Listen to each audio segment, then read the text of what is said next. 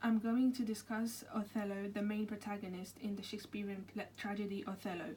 Arguably, the protagonist raises the questions as to how the barriers of nationhood can be broken so that new cultures are introduced and expanded.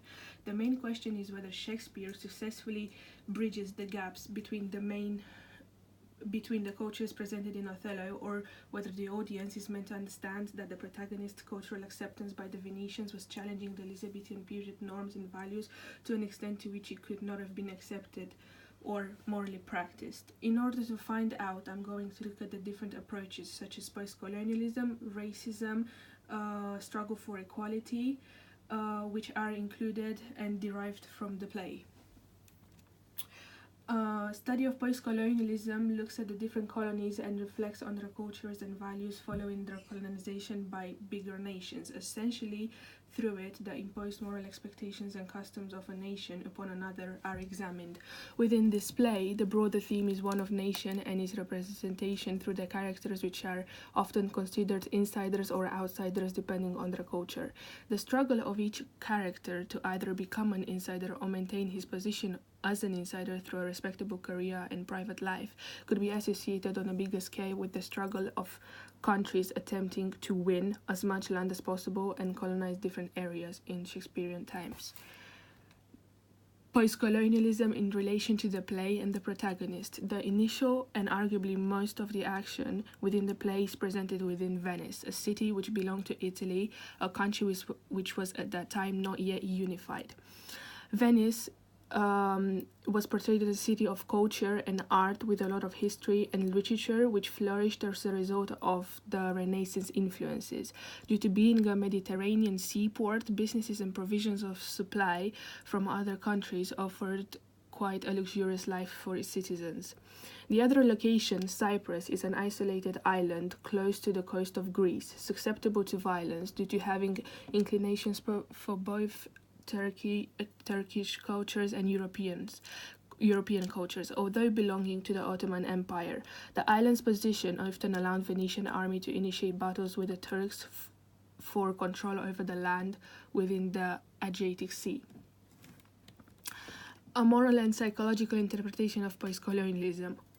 Shakespeare's use of Cyprus allows critics to easily draw comparisons with Othello because of his vulnerability and malleability of character, exemplified when Iago begins his deception. Although he has a respectable position, being considered a war hero, his race does not allow him to feel included, as he aims to leave behind his culture and deconstruct his identity to embrace the world from which his wife belongs.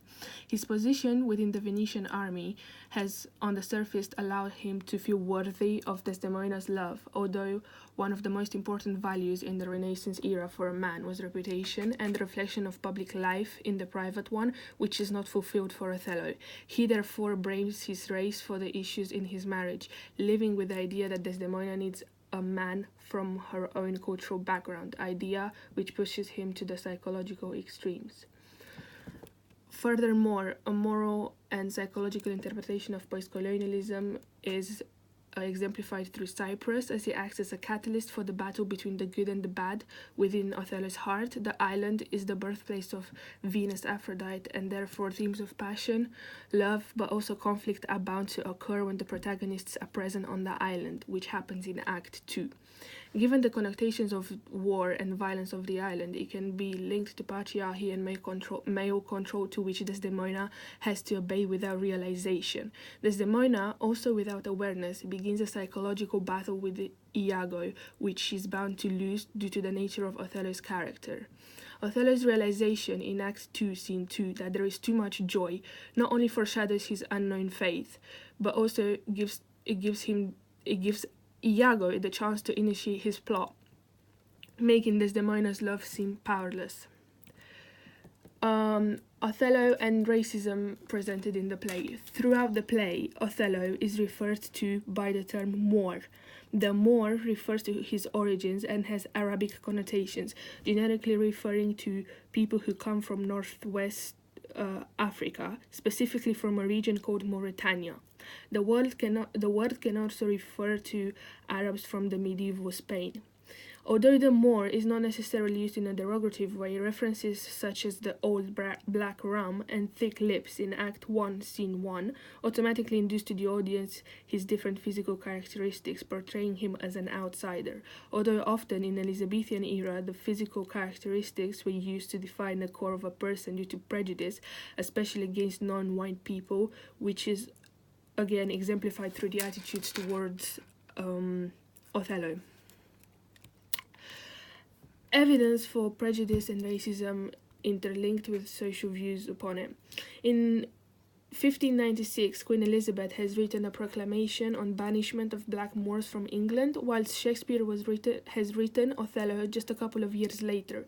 This shows the extent of racial tensions which are reflected in the play, but which also affects the nationhood and its identity at that time. The Queen was referring to Moors of Spanish descent, which did not respect or identify with the Islamic culture and rather took advantage of the English culture and wealth.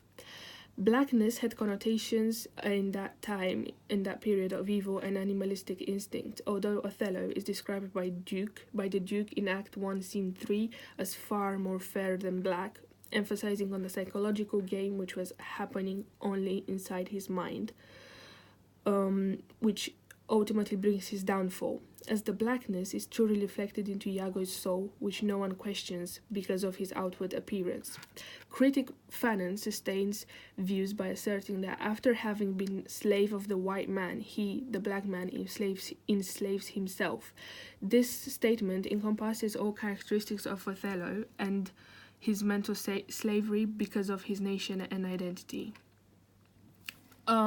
Moreover, there's religious and cultural tensions which were happening at that time, as nationally in English Renaissance the main religion was Protestantism, which over time started having their own independent churches, which began the Reformation. Meanwhile, the battles were not carried only on the battlefield, but also on religious grounds between Christianity and Protestantism, as both aimed to define the identity of the nation. Othello's conversion to Christianity is often exemplified throughout by light, such as darkness or brightness, but also through the whole plot, the struggle against evil and innocence. Regardless, there are still some aspects of Protestantism, such as Othello's absorption with self. And all those conjunctions of beliefs and values within the English Renaissance come together to portray an era of transformation which would result in a unified nation with a clear sense of identity. There is also an Aristotelian and Greek interpretation of the play, as Othello's character encompasses all the aspects which form a flawed hero in an Aristotelian tragedy. There are aspects of hate, love, jealousy, and dishonesty within, which makes it hard for the character not to give in to temptation, therefore making him imperfect. Othello, through his psychological journey, embodies the hamartia, which is explained in Greek mythology as the reason for his downfall, in this case being jealousy. The second aspect is catharsis, which occurs when peace is restored and audience and other characters can reflect upon the meaning of events. Lastly, anagnorisis occurs when Othello understands the true situation and becomes aware of his sins and mistakes. All those three factors exemplify Othello's breakdown and his fall from a respectable position to a shameful one. Differently, another Aristotelian suggestion of a good drama was that the writer should maintain throughout a realistic measure of time and space, such as Shakespeare, who focused action of the tragedy in a few days with just two precise locations, which allowed identity and character development for Othello. Lastly, the conclusion and Shakespeare's purpose with Othello. The stability and control characters had over their own fate at the beginning of the play gives a false impression of the Renaissance society. Shakespeare aiming through an adaptation of an older story to challenge the audience and change beliefs about nation and identity of an individual. He did this through the interracial couple and the web of lies formed around them, perhaps suggesting the difference between society and humanity to the audience.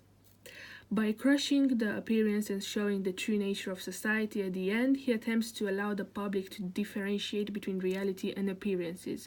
He deliberately characterizes Othello through Iago's view, firstly, and then presents his noble nature, which automatically make him different and at the same time challenge the societal views.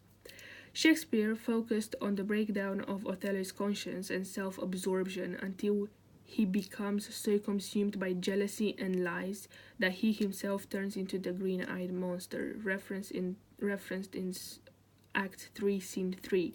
Confirming this, critic Carl Phillips defines him as a man of action and not a thinker. And then there's the bibliography.